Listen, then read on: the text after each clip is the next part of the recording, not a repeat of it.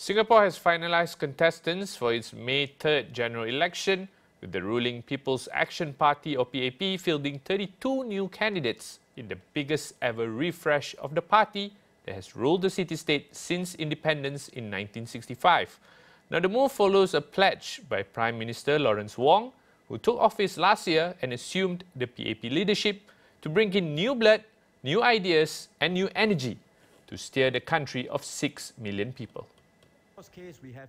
His latest shake-up beats that of predecessors Lee Hsien Loong and Goh Chok Tong, who replaced 24 and 11 politicians respectively in their first elections as premier. The ballot is the first big test for 52-year-old Wong, and his party's share of the popular vote will be closely watched after one of its worst performances in the 2020 contest. The election also comes as Singapore faces uncertainty in its trade-reliant economy and the possibility of recession and job losses caused by US President Donald Trump's tariffs, even though the wealthy city-state will be subject to only a 10% levy compared to much steeper tariffs imposed on its neighbours. With Lawrence Wong stepping into his first general election as Prime Minister, how much of the PAP's traditional stronghold rests on his personal credibility versus party legacy? Earlier, I had a conversation with Analyst Hayyan from the Asian Strategy and Leadership Institute, or ASLI. Singapore's election on 3rd May will be a big moment not only for Prime Minister Lawrence Wong, but also for the party PAP. The PAP has been rock solid since 1959. They have delivered jobs, housing and stability. And we could even see in the general election in 2020 that they have received 61% of the vote share and 83 seats out of 93 seats offered. So that's the legacy at play. But Wong's personal vibe also matters a lot. He's 52, comes from a regular family, so that really resonates with the ordinary Singaporean. And people are used to him being in the spotlight as the Prime Minister, but also when he was the Finance Minister handling COVID and budget. And we could even see that the PAP's new manifesto, Change World, Fresh Team, New Resolved, that was dropped. And it's all about Wong, Prime Minister's leading a younger, a more diverse team. He's offering 32 new candidates and including 13 women to be pushed forward. So that's also a bold step that was taken by Lawrence Wong. But on the flip side, if we could see at the younger voters, they are not just buying the PAP votes or PAP brand from the get-go. So they are worried about cost, inequality, and they also want more voices.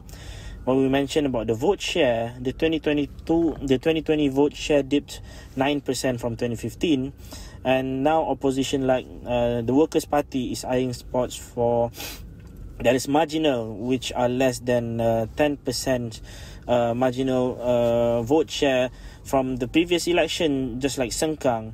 And Wong's got to show that he's not just PAP 2.0, but also someone who gets their struggle.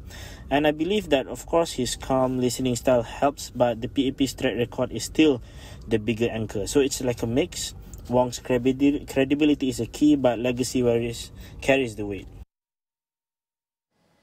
Other than that, I also spoke to Anas about how will Lawrence Wong recalibrate Singapore's strategic neutrality amid an increasingly volatile US-China rivalry, especially when both are major economic partners.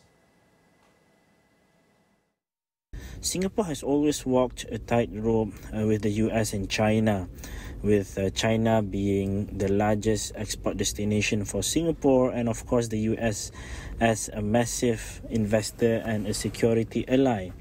So when Wong became the Prime Minister last year, he has always advocated to not pick any sides and to be pro-Singapore. He said even at a latest lecture or a recent lecture that the world's messy and neither the US nor China will dominate. So Singapore's strategy now is, of course, to diversify its market. It has put also a focus on ASEAN, the EU, and even new ties like the Saudi strategic partnerships. So we could say that he is diversifying his market, leaning also into trade deals like RCEP and CPTPP, and even the current global and geopolitical maneuver by the US president, which are hitting the global markets.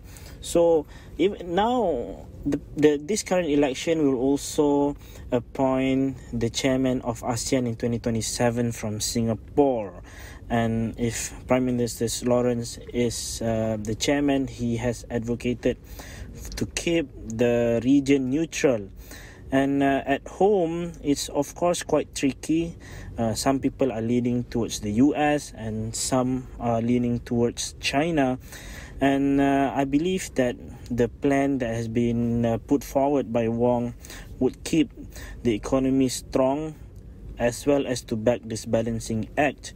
And by diversifying ties and betting on ASEAN, he's keeping Singapore nimble, but it's a tougher game than ever. So this election will be very, very important for Singapore moving forward.